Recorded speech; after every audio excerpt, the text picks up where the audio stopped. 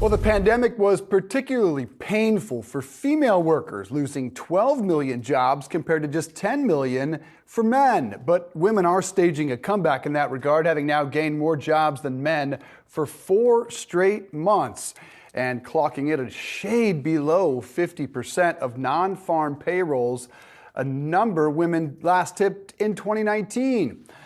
Emily Tisch Sussman is the host of the She Pivots podcast and a contributing editor of Marie Claire. Nice to have you here. Season 2 of the podcast rolls out today. We're going to get to that in a minute. It's about the pivot. Are more women making the pivot? And is that partly what we're seeing in these jobs numbers? It's exactly what we're seeing.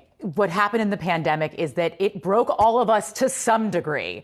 And a lot of women, particularly those that had children at home, young children in particular, felt like the basis I thought I had, it doesn't exist. It's not working for me.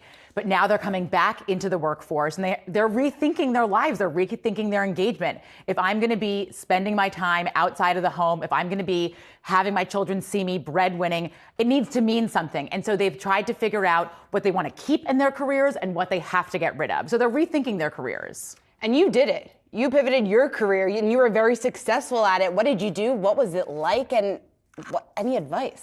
Let's start. What did you do? Start with that. So I did political strategy for about 15 years. So I actually did segments like this on cable news almost every day for a long time. And I'm one of the women. I know that it broke women because it broke me. I had 3 kids in 3.5 years in a very busy presidential election. I could not do my job and I left Washington.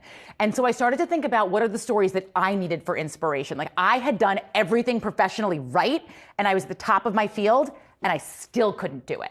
So I needed to hear stories of inspiration of women who had changed their careers for personal reasons, not because they weren't professionally cutting it. So I thought, well, how do I get all of my idols to talk to me? Put them on a podcast. Now, I think politics broke you because it broke all of us, quite frankly. So your podcast, you have everyone from Kathy Hochul, the New York governor, to the vice president, Kamala Harris, and even a social media star turned businesswoman, Kristen Cavallari. Is there a common thread among these women when you interview them in terms of their resolve or characteristics or? Well, the reason that we bring women on the show is because they made a career change for a deeply personal reason, not a professional reason. So now we look at them and we say, oh, they're so successful. Everything must have lined up for them. But we have them walk through their journey and their perspective and show how something that had been oftentimes traumatic or at least quite dark for them really led to their perspective shift. And it's only because of that perspective shift that they found the success that they found. They couldn't have done it without it. I think a lot of women are struggling with this. They're trying to figure out the right time to make that career shift. If it's one of the women out there who are listening, what would your advice be in terms of the timing? When is the time right? Is there ever a right time? That's exactly the right question to be asking, is that everybody has something in them that they can change. If it's not working for you, you absolutely should change it. But everybody has to be realistic about their financial circumstance, their time commitment, their bandwidth. So it may not be walking in Jerry Maguire, like throwing it all, burn it down, walk out. That may not be realistic for you right now. Maybe it starts as a side hustle. Maybe you need to learn more about the industry, the terminology, the calendar of the industry before you can jump into it. So mapping that out and seeing that as a legitimate part of the journey, I think is an incredible first step. And it's realistic for women to actually make the jump that way. Step 2 is make your coffee rounds. What do you mean? And how does that play out? I love a coffee round. I think that everybody needs to I've had 4 today. Look, everybody needs to put together their group that they go to that helps them understand not just the industry that you're breaking into, but also the people that really know you. Like you may have skills that you don't consider to be skills, right? Like it's part of this LinkedIn put motherhood on the resume. Look, I had 3 kids in 3 years. I can multitask like you cannot believe. Like I thought I was good at it in the workplace. I'm on another level right now.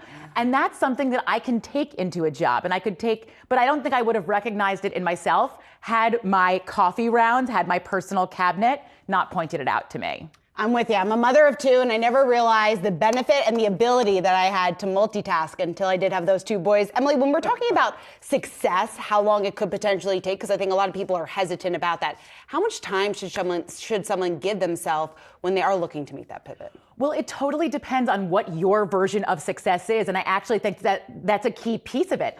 A lot of people just want to be able to have flexibility now and own their time and not have long commutes. And that is their version of success right now. So I think it's totally circumstantial. Of course, it will take time to break into any new industry. You won't necessarily have to start at intern coffee level, but you may have to do a little bit of work, like a little bit of pro bono work into the industry to get your footing in it, both to understand the industry and for people in the industry to know you. So I think you can anticipate taking a little bit of time in there. But again, it really does matter what that version of success is for you. Like an Etsy shop might be your dream. You can jump right in there. I want to be a TikTok influencer, but that's a whole nother show. I'm not sure I have that for you. How important is it to evaluate your financial obligations before you make that pivot? It's an incredibly important piece of it. It goes to the point of, can you take something full-time? Do you take something part-time? What level may you have to start at? If you're pivoting into a new industry, not just a new job, you're likely not going to start at the same compensation that you have been at a place that you have more background. So figuring out what you can take on and how much work you can do to get your foot into the industry is a big piece of it as well. We have a guest on this season who I think is really interesting, where she had a job where she traveled a ton, was going through a very contentious divorce and felt that not pivoting was actually riskier for her than pivoting. If she stayed in the job with a lot of travel, she probably would have lost custody of her children. So she ended up becoming an entrepreneur, being place-based, creating a business that has now done incredibly successfully well. So it really is very circumstantial. Well, it sounds great. I will be listening to this podcast very soon. Emily Tisch Sussman, great to have you here. Host of She Pivots podcast, season 2, out today. Thanks so much.